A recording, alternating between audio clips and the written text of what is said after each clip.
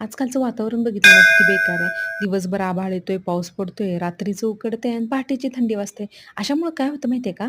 आजाराला ना आमंत्रण मिळतं. म्हणजे ना आपण आजारी पडतो, कणकण येते, नाक गळतंय, डोकं दुखतंय, अंग दुखतंय, हाडं दुखतात. अशा वेळेस ना स्वयंपाकसुद्धा करायची इच्छा होत नाही. म्हणजे किचनमध्येच जाऊशी वाटत नाही. पण काय करायचं पोटाला खायला तर लागते ना.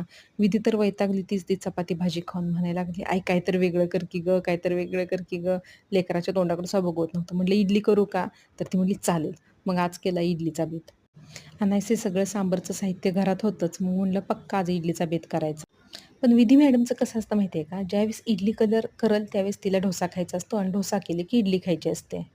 पण आज तिला एवढी भूक लागलेली होती त्यामुळे तिनं जास्त काही अपेक्षा माझ्याकडून न ठेवता मस्तपैकी मऊ लुसलुशीत गरम-गरम इडली खाल्ली आणि मस्तपैकी तडका दिलेलं सांबारसुद्धा खाल्लं. लागतसुद्धा छान होतं. तेवढंच जरा पोटाला सुद्धा आराम आणि आपल्याला सुद्धा कामातनं आराम.